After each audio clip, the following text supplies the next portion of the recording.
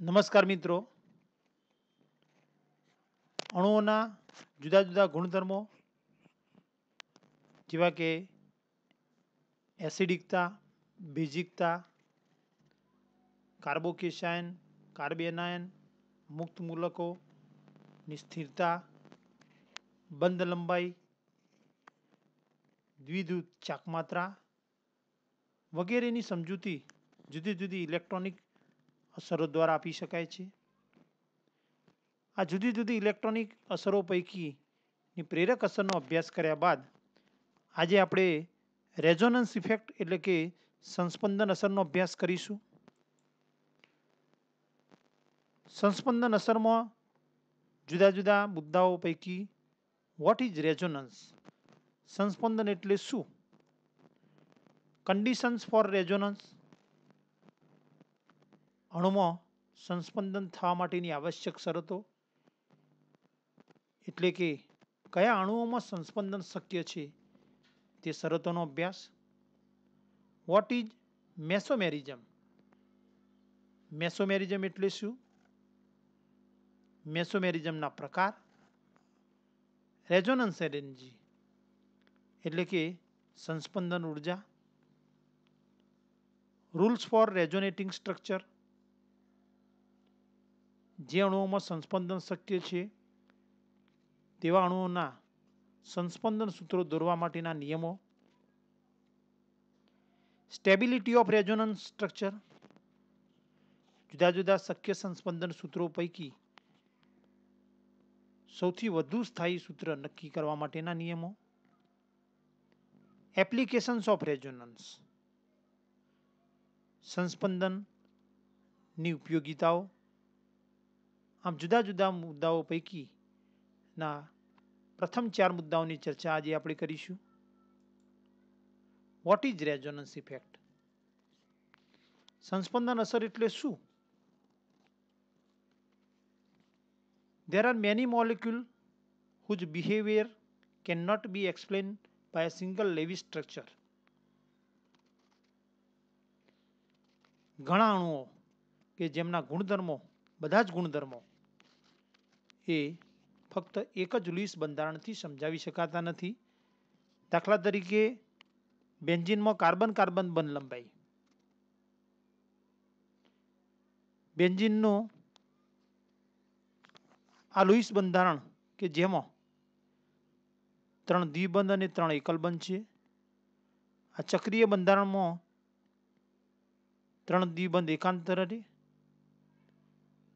પરિણામે આ બંધારણ દર્શાવે છે કે બેન્ઝીનમાં 2 પ્રકારની કાર્બન કાર્બન બંધ લંબાઈ હોવી જોઈએ, જે પૈકીની કાર્બન કાર્બન સિંગલ બંધ લંબાઈ એ આલ્કેનના કાર્બન કાર્બન બંધ જેટલી કે 1.54 એંગસ્ટ્રોમ હોવી જોઈએ અને કાર્બન કાર્બન દ્વિબંધ લંબાઈ એ ઇથિનના દ્વિબંધ એટલે કે 1.33 એંગસ્ટ્રોમ હોવી જોઈએ.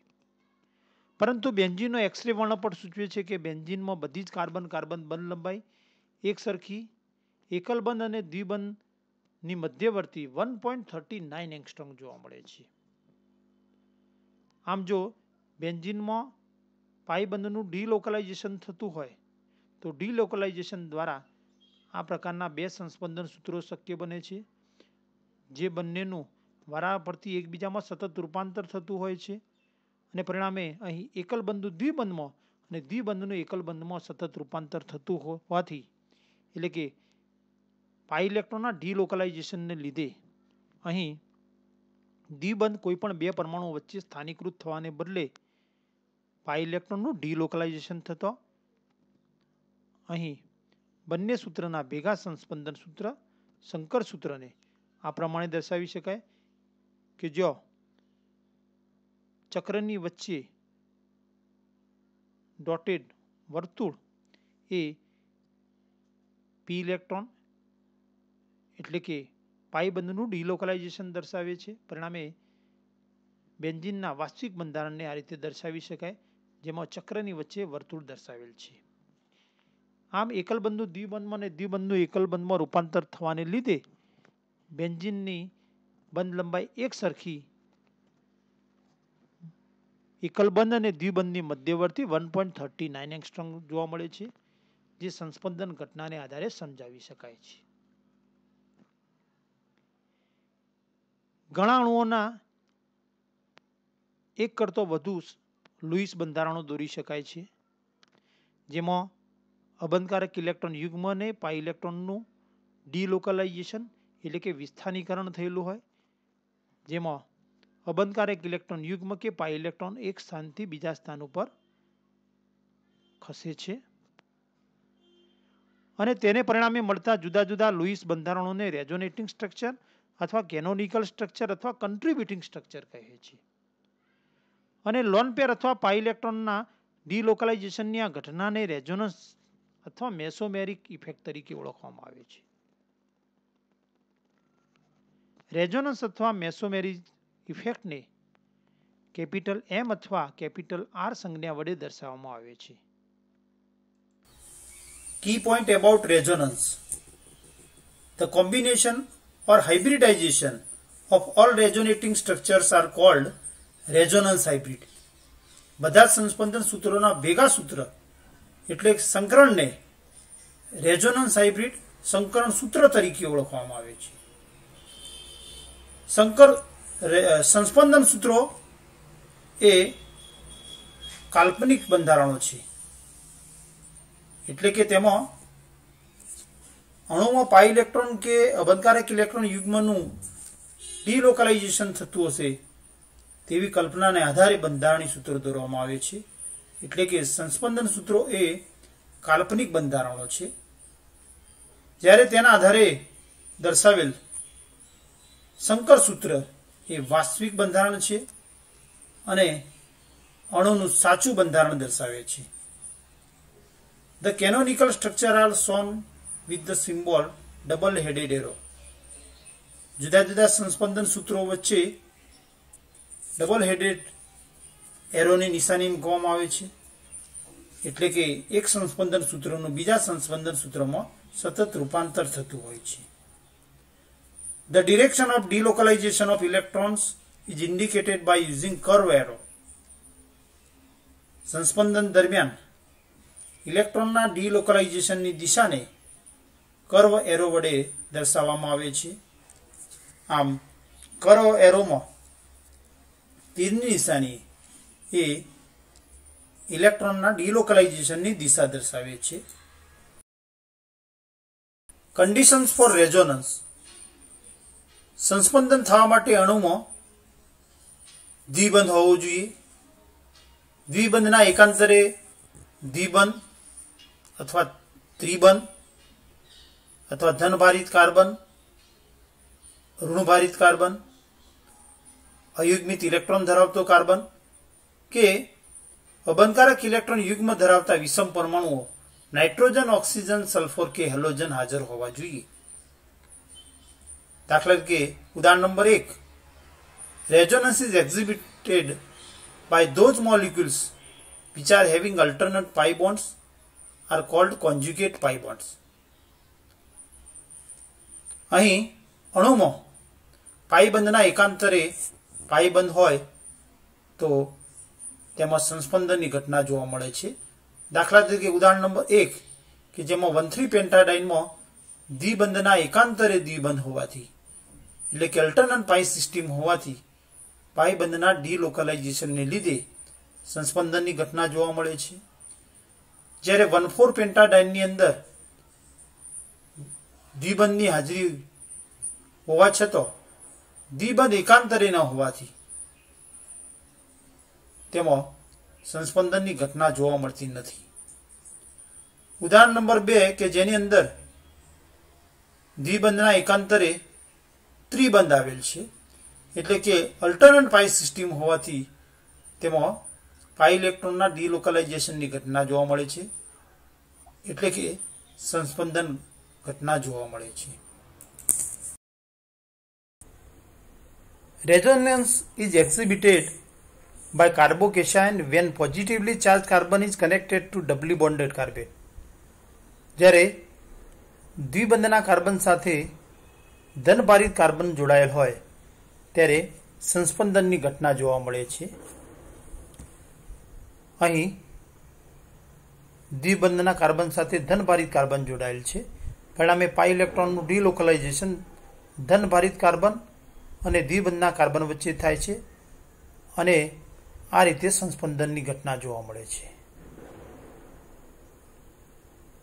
બેન્ઝાઇલ કાર્બોકેશનમાં ધનભારિત કાર્બન એ ચક્રમાં રહેલા દ્વિબંધના કાર્બન સાથે જોડાયેલ છે. પરિણામે બેન્ઝાઇલ કાર્બોકેશનમાં સંસ્પંદનની ઘટના જોવા મળે છે. 3. દ્વિબંધનો કાર્બન જો અબંધકારક ઇલેક્ટ્રોન યુગ્મ ધરાવતા ઋણભારિત કાર્બન સાથે જોડાયેલ હોય તો સંસ્પંદનની ઘટના પણ જોવા મળે છે. દાખલા તરીકે અહીં દ્વિબંધનો કાર્બન એ ઋણભારિત કાર્બન સાથે જોડાયેલ છે. પરિણામે તેમાં સંસ્પંદનની ઘટના શક્ય બને છે. બેન્ઝાઇલ કાર્બેનાયનમાં ઋણભારિત કાર્બન દ્વિબંધના કાર્બન સાથે જોડાયેલ છે. પરિણામે બેન્ઝાઇલ કાર્બેનાયનમાં સંસ્પંદનને લીધે પાઈ ઇલેક્ટ્રોન અને ઋણ વિવાદનું ડિલોકલાઇઝેશન થાય છે અને 5 સંસ્પંદન સૂત્રો જોવા મળે છે.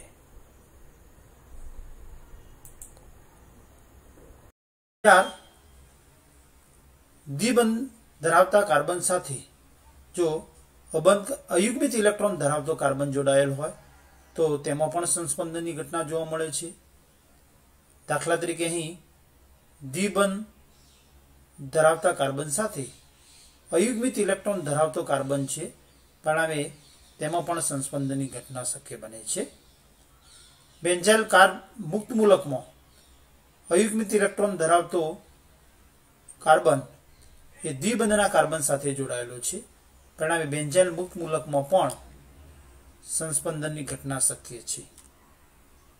In all these examples, it is observed that pi electrons moves from electron rich center to electron deficient center, and all the carbon involved have at least p orbital. They are sp2 hybridized and planar. ઉપરના બધા જ ઉદાહરણોમાં pi ઇલેક્ટ્રોનનું delocalisation વિસ્થાનીકરણ electron rich સેન્ટરથી electron deficient centre એટલે કે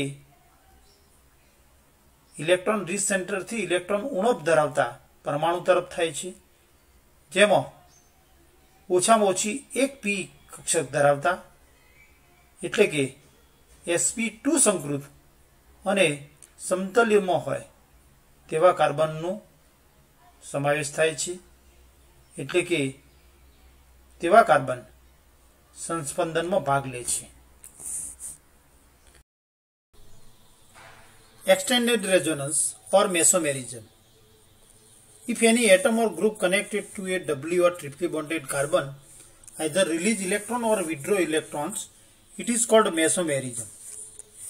જ્યારે દ્વિબંધ કે ત્રિબંધના કાર્બન સાથે જોડાયેલ પરમાણુ કે પરમાણુ સમૂહ ઇલેક્ટ્રોન દાતા કે ઇલેક્ટ્રોન આકર્ષક સમૂહ તરીકે વર્તે છે ત્યારે તે ઘટનાને મેસોમેરિઝમ તરીકે ઓળખવામાં આવે છે. It is a special type of resonance called extended resonance or mesomerism. સંસ્પંદનના આ વિશિષ્ટ પ્રકારને એક્સટેન્ડેડ રેઝોનન્સ અથવા મેસોમેરિઝમ તરીકે ઓળખવામાં આવે છે. Types of મેસોમેરિઝમ. મેસોમેરિઝમના મુખ્ય 2 પ્રકાર છે. આમ સંયુગ્મિત પાઈ પ્રણાલી સાથે જોડાયેલ ઇલેક્ટ્રોન દાતા કે આકર્ષક સમૂહની હાજરીને આધારે તેને 2 પ્રકારમાં વહેંચી શકાય. Positive resonance +R or +M effect, negative resonance or mesomeric effect -R or -M effect. Negative resonance. દ્વિબંધ કે ત્રિબંધના કાર્બન સાથે અબંધકારક ઇલેક્ટ્રોન યુગ્મ ધરાવતો પરમાણુ જોડાયેલ હોય ત્યારે અબંધકારક ઇલેક્ટ્રોન યુગ્મના કાર્બન માળખા તરફ ઇલેક્ટ્રોન યુગ્મના સ્થાનાંતરને લીધે અણુની ઇલેક્ટ્રોન ઘનતામાં વધારો થાય છે. પરિણામે આ અસરને પ્લસ RR અથવા પ્લસ M અસર તરીકે ઓળખવામાં આવે છે. અને બીજા અર્થમાં પાઇપી કોન્જ્યુગેશન પ્રણાલીમાં આ પ્રકારની ઘટના જોવા મળે છે. દાખલા તરીકે અહીં દ્વિબંધ ધરાવતા કાર્બન સાથે હાઇડ્રોક્સિલ સમૂહનો અબંધકારક ઇલેક્ટ્રોન યુગ્મ ધરાવતો ઓક્સિજન પરમાણુ જોડાયેલ છે. પરિણામે અબંધકારક ઇલેક્ટ્રોન યુગ્મના કાર્બન પરમાણુની તરફ ડોનેશનને લીધે ઇલેક્ટ્રોન ઘનતા વધતો પ્લસ R અને પ્લસ M અસર જોવા મળે છે અને તેને પરિણામે સંસ્પંદનની ઘટના જોવા મળે છે. પ્લસ M અસર દર્શાવતા સમૂહો જેવા કે hydroxyl, alkoxy, SH, SR, NH2, NR2, halogen વગેરેનો સમાવેશ થાય છે. અહીં દ્વિબંધ ધરાવતા કાર્બન સાથે હાઇડ્રોક્સિલ ગ્રુપનો ઓક્સિજન પરમાણુ જોડાયેલ છે. આમ ઓક્સિજન પરમાણુ પર અબંધકારક ઇલેક્ટ્રોન યુગ્મ હોવાથી પ્લસ M અસર જોવા મળે છે. તે જ રીતે મોનોવિસ્થાપિત બેન્ઝીન એનિલિન કે જેમાં NH2 સમૂહ એ બેન્ઝીન ચક્રના દ્વિબંધયુક્ત કાર્બન સાથે જોડાયેલ છે અને નાઇટ્રોજન ઉપર અબંધકારક ઇલેક્ટ્રોન યુગ્મ હોવાથી અહીં NH2 સમૂહને લીધે પ્લસ M અસર જોવા મળે છે. નેગેટિવ રેઝોનન્સ દ્વિબંધ કે ત્રિબંધ ધરાવતા કાર્બન સાથે જોડાયેલો પરમાણુ સમૂહના અન્ય પરમાણુ સાથે દ્વિબંધ કે ત્રિબંધથી જોડાયેલો હોય અને બંને પરમાણુ વચ્ચે વિદ્યુતઋણતાનો તફાવત હોય તો બંધનું પાઈ ઇલેક્ટ્રોન યુગ્મ વધુ વિદ્યુતઋણીય પરમાણુ તરફ આકર્ષાય છે. પરિણામે કાર્બન માળખામાં ઇલેક્ટ્રોન ઘનતા ઘટે છે. પરિણામે આ અસરને -R અથવા -M અસર તરીકે ઓળખવામાં આવે છે. દાખલા તરીકે અહીં દ્વિબંધ ધરાવતા કાર્બન સાથે જોડાયેલ આલ્ડીહાઇડ સમૂહનો કાર્બન પરમાણુ સમૂહના ઓક્સિજન પરમાણુ સાથે દ્વિબંધથી જોડાયેલ છે. પરિણામે કાર્બન ઓક્સિજન વચ્ચેના પાઈ ઇલેક્ટ્રોનનું વધુ વિદ્યુતઋણી ઓક્સિજન પરમાણુ તરફ ડિલોકલાઇઝેશન થતો કાર્બન શૃંખલામાં ઇલેક્ટ્રોન ઘનતા ઘટે છે, એટલે કે -R અસર જોવા મળે છે. આમ આલ્ડીહાઇડ સમૂહની હાજરીથી -R કે -M અસર જોવા મળે છે. -M અસર દર્શાવતા સમૂહો જેવા કે NO2, કીટો, સાયનો, કાર્બોક્સિલ, SO3H વગેરેનો સમાવેશ થાય છે. દાખલા તરીકે અહીં દ્વિબંધ ધરાવતા કાર્બન સાથે નાઇટ્રો સમૂહ જોડાયેલ છે. નાઇટ્રો સમૂહનો નાઇટ્રોજન પરમાણુ સમૂહના અન્ય ઓક્સિજન પરમાણુ સાથે દ્વિબંધથી જોડાયેલ છે. પરિણામે નાઇટ્રો સમૂહની હાજરીને લીધે અહીં કાર્બન માળખામાં ઇલેક્ટ્રોન ઘનતા ઘટે છે, કારણ કે નાઇટ્રોજન ઓક્સિજન પરમાણુ વચ્ચેનું પાઈ ઇલેક્ટ્રોન યુગ્મ વધુ વિદ્યુતઋણીય ઓક્સિજન પરમાણુ તરફ આકર્ષાય છે, એટલે કે નાઇટ્રો સમૂહની હાજરીને લીધે -R અસર જોવા મળે છે. તે જ રીતે દ્વિબંધ ધરાવતા કાર્બન સાથે જોડાયેલ સાયનો સમૂહમાં કાર્બન પરમાણુ વધુ વિદ્યુતઋણ નાઇટ્રોજન પરમાણુ સાથે ત્રિબંધથી જોડાયેલ છે. પરિણામે બંધનું પાઈ ઇલેક્ટ્રોન યુગ્મ એ વધુ વિદ્યુતઋણીય નાઇટ્રોજન પરમાણુ તરફ આકર્ષાતો સાયનો સમૂહની હાજરીને લીધે -R કે -M અસર જોવા મળે છે. આમ નાઇટ્રો અને સાયનો સમૂહ -R કે -M અસર માટે જવાબદાર છે. મોનોવિસ્થાપિત બેન્ઝીનમાં જ્યારે બેન્ઝીન નાઇટ્રોબેન્ઝીન કે જેમાં નાઇટ્રો સમૂહનો નાઇટ્રોજન પરમાણુ એ દ્વિબંધના કાર્બન સાથે જોડાયેલ છે અને સમૂહનો નાઇટ્રોજન પરમાણુ એ ઓક્સિજન પરમાણુ સાથે દ્વિબંધથી જોડાયેલ છે. પરિણામે દ્વિબંધનું પાઈ ઇલેક્ટ્રોન યુગ્મ વધુ વિદ્યુતઋણી ઓક્સિજન પરમાણુ તરફ આકર્ષાતો અહીં નાઇટ્રો સમૂહની હાજરીને લીધે -M અસર જોવા મળે છે, એટલે કે NO2, સાયનો વગેરે જેવા દ્વિબંધ કે ત્રિબંધ ધરાવતા સમૂહો -R અસર દર્શાવે છે. Thank you for watching.